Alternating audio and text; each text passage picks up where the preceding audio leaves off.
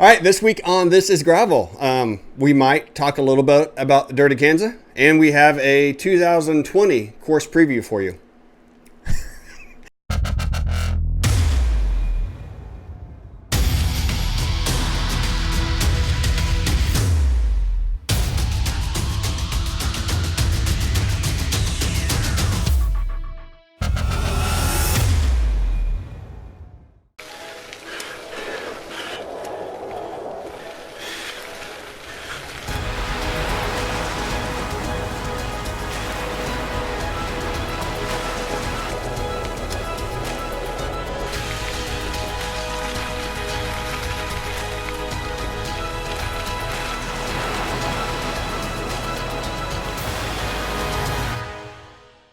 Hey, and welcome to This is Gravel. I am Bobby Thompson. Neil Taylor, still here. Neil, are you awake? I am awake. I'm on my seventh cup of coffee this morning, so that's good. A little bit of maple syrup added into it. But what's been going on, Neil? I can't imagine what you're going to say. I've been just really busy running around town. It feels like more than anything else. This week got really busy running around town before DK. Of course, DK took place. Not the day I was looking for on the bike, as I'm sure most of us felt that way, but. It was rough. It was rough out there. Yeah. Got really sick kind of rolling into Alma. Spent about 25 minutes in a porta-john. If you ever need to go to a sauna but you don't have the money to get in one of those fancy saunas, the porta-john is probably the next best thing. I mean, if you're just looking to go sweat and lose weight.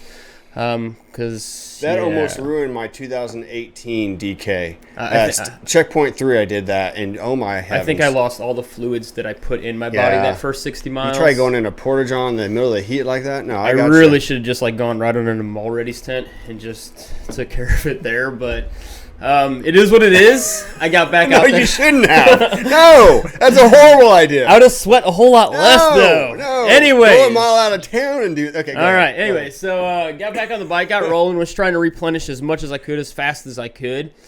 About mile 90, I just was still not feeling any better. It had just been a rough go, and decided to take a nap in the ditch, like a legitimate, like I'm asleep. And every time somebody would wake me up that would roll past and be like, "Are you okay?" I'd be like, and but it was awesome because there was this rut that somebody had made, when the roads were wet. Right. And I was able to fit my body in it perfectly. It was like a cocoon, like a hammock. And so I slept for about 30 minutes or so, and when I woke up, I just still felt like crap, and I said, what's the point? I mean, I got 110 miles to go. There will be next year. The only way, and I need to make sure there's next year, too, and not just keep pushing myself to the point of death. It kind of stinks because I know that if I could have got through those next 30-ish so miles, got past Alta Vista, I know what the roads were ahead of that, and I know that they would have been a lot more forgiving. Maybe would have been a good way of putting it. But it's all good. Next year's here. Next year, yep. So, how's your day? Well, I feel bad by saying, I had a pretty good day. You didn't have to poop under the Mulready's tent or anything? No, I didn't. No, it was never a consideration. I went into the event this year knowing that fitness-wise, if I had a great day, that I could probably beat the sun. But I also had a realistic point of view that I had not actually done a century ride solo this year on my own, and it just dawned on me. Land Run was the closest, but I did Land Run on a tandem with Jeff. Epic was 90, and it was single speed, so it was a lot of walking. And it just never occurred to me. It's just how the season rode out that I just never did a solo century. So I had realistic expectations of I was going to be happy with 10 p.m. because I've had most of my ride. I mean, I've only had 2 DKs at 10 p.m. or less. So I'd be happy. I'd be great with 10 p.m. And I was going to be more than happy if I rode in with friends at midnight. And so that's what I started off in the morning as. We had a fast roll to Eskridge, and then I had a fast continuation into Alma. I think I came into Alma 17 miles an hour average. And so I had a good jump on the day. And so at that point in time, in my mind, I had banked enough time that I was just going to take it easy. And I did. It reflects. From that point on, I averaged 12 miles an hour. I rolled into town at 10:15 p.m. Literally as I was getting into my car, by the way. And I did go downtown afterwards. Yeah. And I was there. I was talking with Matt, and I was hardly standing up. Matt will even attest to this. I was leaning against the barricades, just like trying to stay up. And I started walking the car, and as I opened my door, I hear Bobby Thompson, and I was like, "Crap! I should have stayed a couple more minutes." Yeah, I'm not going to say it was easy. It wasn't. When I came in and crossed the line, I was exhausted. I laid down on the concrete. I couldn't talk to too many people. I mean, my stomach turned on me at about mile 120, and I didn't have a lot of extra different types of food on the bike, so it was a slow. That's why I averaged 12 miles an hour. I was able to do 15 to 16 on the flats, and I had to walk a lot of hills. And but it wasn't a mindset where I've been in the past years of this is killing me. I'm cramping like crazy. It was just the mindset of I'll walk a hill. It's I got a lot of time banked. I'm good with it, and I rolled into Cottonwood Falls at 6 o'clock, 5:45, 6 with a buddy of mine from town, Warren, and he beat me out of there. And then he had a great rest of the ride, and I just kind of chilled. For the first time ever, I did lay down in a couple of shadowy, shady ditches and shade trees on the way back, and I really enjoy. You guys can attest, Road DD, which is the really hilly thing behind Cahola Lake, and I got to the top of that. And I looked over and got ready to go down there, and it was kind of fuzzy because a little heat exhaustion. I was like, you know what? I'm going to lay right here in this grass for about 10 minutes. And I did with a couple other riders, and we talked, we chatted, and I got up and rode on in. So it definitely wasn't efficient. It wasn't fast, but I had a good day. And I was able to help a few people with mechanicals. And I still got in at 10:15, so I can't complain. I think I have to say that was a pretty good day. Yeah, this was the first year I've seen, at least this one, I've seen people before laying in the shade trees, laying in the grass, laying in ditches. This is the first year it seemed like I couldn't roll more than a mile, especially after Alma, without seeing somebody laying in a ditch. And it was just, it's exposed up there. It's a different world up north. I think people kind of found that out. Yeah. And all that exposure to the sun, especially on a day that I don't think we were anticipating getting nearly as hot as it was. It was nice to lay in some shade. It absolutely was. I wish that half-hour nap would have recovered things, but it is what it is. Real quick, I want to give a huge shout-out to, locally, the Flint Hills Optimist Club. They were the guys that you saw manning the water station at Alta Vista. And I know these guys. I've known them for a long time, 10-plus years. And I know that they had no idea what they were getting into when they volunteered to work the water station. Their thought was, we'll be able to stand around. People will walk up, fill their water bottles, and they'll go on, and we'll make sure we got ice in there. We're good to go. If you've ever been in a long endurance ride like this, mile 120 is when your body says, I'm out. I'm done. And I rode through there, and it was like it was like a triage camp, meaning people were just laying everywhere with blank looks on their faces. People were pouring water all over their bodies, and the poor guys at the Optimists, they were running back and forth trying to find more and more ice. And what can we do? What can we do? They did a tremendous job, and they were there long after they thought they were going to be. So I really want to commend them for that. And then the last thing is complete surprise was the EF water station in Volland, Kansas. I'd been through Volland, Kansas. I knew there was a water faucet on the building. I completely expected just the water faucet. I pull up, and it's like, whoa, there's a huge water oasis with an ice-filled, what do you call that, a water trailer? Whatever it was. It was cool water, to the touch, and completely cool. So, whoa, there's a map here. How'd that happen? It just flew out of the sky. Course preview. So we want to thank you for watching our course preview. It was actually one of our most watched videos that we've done, definitely in this year. And so we're going to give you a course preview for 2020. I'm just kidding. Neil, based on the map here and what we did talk about the preview, what were some of the things that kind of surprised you? Anything surprise you on it? Truthfully, not a lot surprised me because I didn't get past areas that I already knew, so that was a little frustrating. That's true. To be honest with you, I guess what surprised me, if you want to be honest, more than anything though, was how dry, not the entire course was. I knew the course was going to be dry. How dry that 2-mile stretch on Headwaters was, where I think we had a little kind of water thing down at the bottom, but it was grass road about 35 miles, 36 miles in. And I figured for sure that was going to be wet, and we were going to be rerouting, or we were going to be wet and hiking a bike. Right. And just how wet that was, it really, or how dry it was, excuse me, was really surprising to me. We kept talking to people, at least I know I did, and I think we even mentioned it on the show last week. The course was going to be dry if we didn't have rain after Wednesday. We didn't have rain, and that course was dry. I mean, dusty dry. So. Yeah, I would say definitely, and I talked to quite a few out-of-towners who DM'd me before the ride, and definitely it surprised me how completely dry the course was, which presented its own obstacles, because we know that when a lot of the dirt roads like these get wet, get rutted, and then dry out, what happens is you get ridges that form, and those ridges can be yay high, but they are solid dirt, and if you're not watching what you're doing, your tire tends to rub against them, and before you know it, you're on your side. And one of the things that surprised me most was, yes, during that 35-mile stretch there on Headwater Road, the amount of accidents that happened. I mean, I was still going.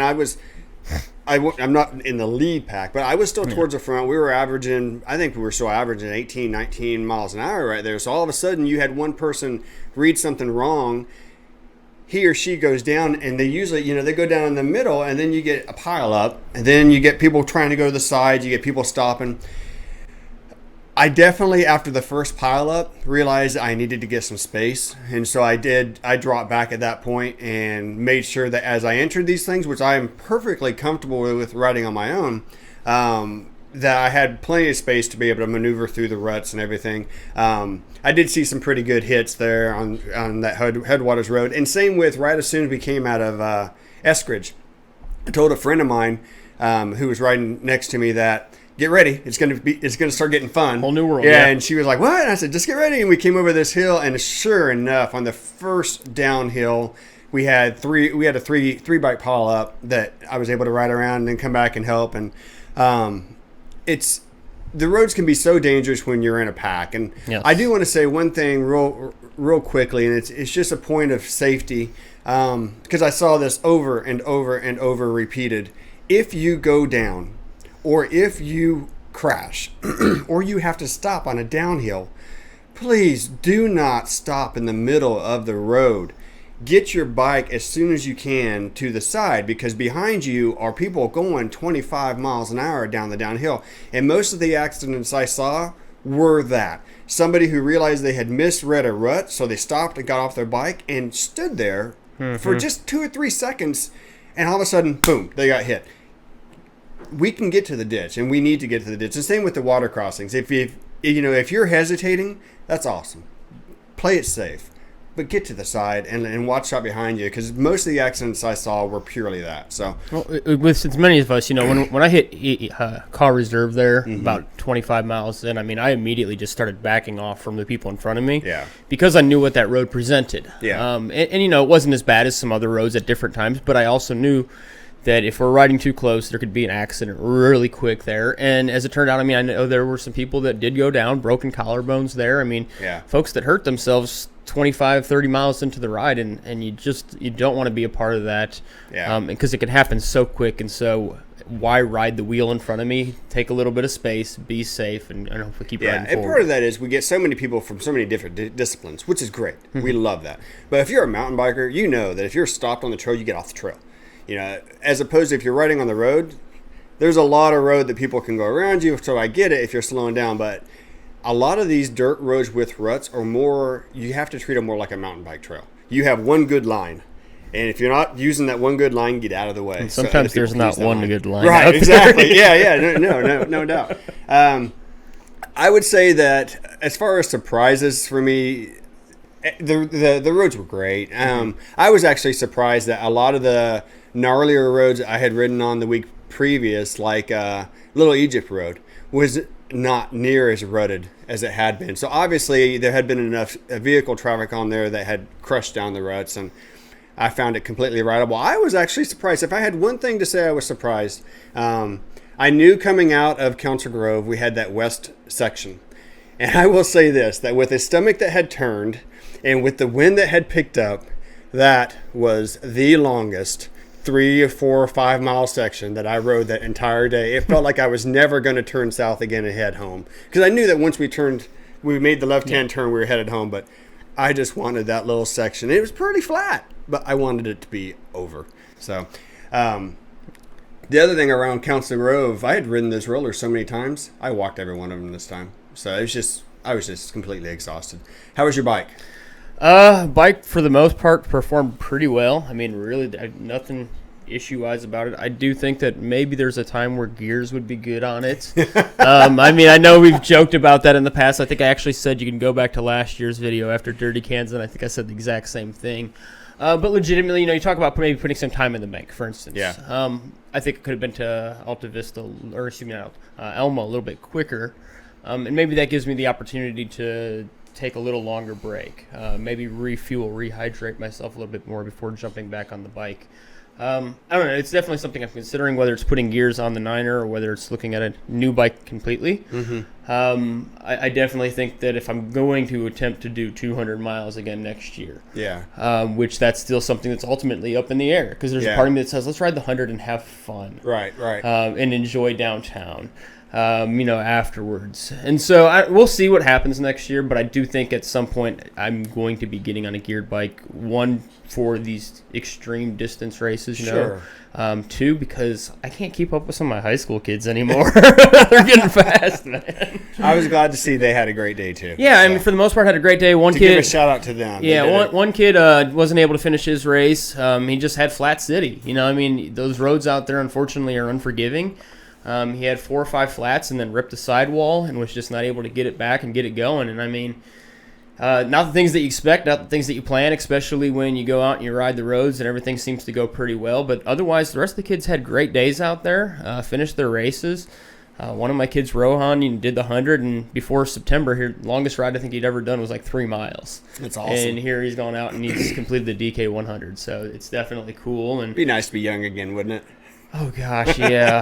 Have all that energy? Yeah, I'm getting bald and gray and old and slow and tired. And it'd be awesome to be these young guys that go out and it's like, yeah, you want to go ride again? And it's like, dude, we just rode 100 miles yesterday. Let's not go ride bikes again. I want to really quick give props to Lauf Cycling, who is the bike that I ride. And I love my True Grit. And I just want to say that for the northern type of roads that I was on, mm-hmm. I loved every bit of that bike and the way it rode.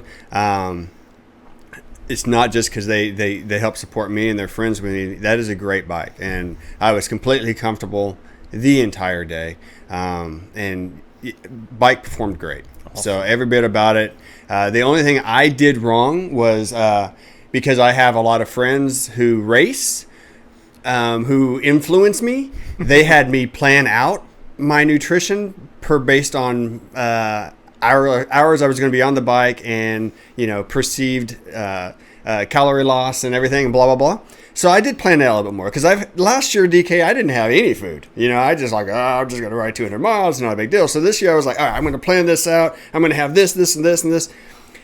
That works great until you're too friendly and start giving your food away to people on the ride, which I did because I could see people were suffering and my food's I just can't. Okay, well, try this, And then all of a sudden you look down and you're at mile 120 at the Alta Vista thing and you have 1 waffle left.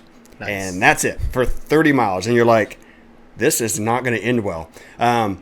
So it's great to plan out like that because that's when you have to ask the other people. I know, and I should have done that, and I didn't. All I had was 1 waffle left, and my daughter made me these peanut butter balls, and they had completely melted, and so I was squeezing what was remaining of the peanut butter into my mouth, and that's all I had.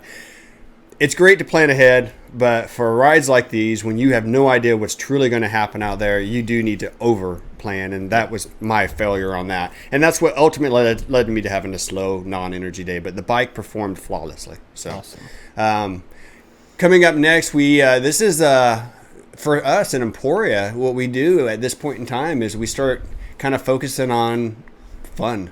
fun. The heat starts to bear down, so we do slower mileage, lower mileage. We start going to, we do a lot of group rides. I'm completely looking forward to that. Just chilling a little bit. We do a lot of Casey's rides. A lot of Casey's rides, a lot of ice cream rides, a lot of night riding. I Some mean, I night think riding? the last 2 nights I've been out to almost 10 o'clock both nights riding my bike. Yeah.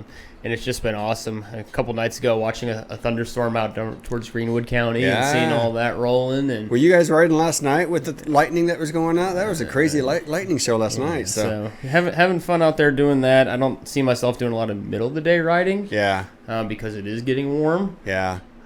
But like you say, just having a little bit more fun with it. Maybe there'll be some events popping up on the schedule. I've already had my high school kids ask me, what event can we do next? So I point them my way. I'll help them. I'm going to say I have to go through that Casual Cyclist Facebook page here and see what events are going on. But, and that's actually what I told one of them yesterday. I said, that's what we're going to do. We'll go sit down and look at that and find something local that we can do. Because no doubt there's always events out there. And if there's not, we can put together a 50-mile a Saturday ride. And that's what's great about this time of year is if you can't find an event, you can create a little small one on your own and just do it. So now that the routes are out there, I've told them, I said, especially for some of the ones that didn't get to do the 100 or that struggled or had flats or whatever, I said, we can always go out there and ride the 100 some weekend. Yeah, I mean, reality, especially for some of these kids that are thinking, hey, this, either want to do this or I want to maybe get faster. It's a good, nice 100-mile training route to get them out on. The awesome thing is we live here and we can ride these roads whenever we want, and so that's definitely a huge positive. I have in the next 60 days. This made me laugh this morning. I have Opawapu, I have Gravel World. No, I have Iceland, the Rift, and then I have Gravel Worlds to cap off that 60-day period. So, unfortunately, I do have some big rides I need to continue to ride for, but I'm going to be doing as many gravel group rides definitely as possible. So, and my kids got me busy doing everything with them. So, yeah, school's out. Awesome event. We need to recover. We talked about the kids coming, being out of school, so I'm going to spend plenty of time doing that. We do want to thank y'all for coming to Emporia. Absolutely. We want to thank y'all for riding our roads, loving the event that we have here in town. And please come back next year. I do want to, we all three want to say thank you for coming up and talking to us during the expo. It lets us know that people other than our moms are actually watching this show, which is nice because all she does is criticize me. So it'd be nice to know, get a little positive feedback every once in a while. We'll see you on the next event, and thank y'all.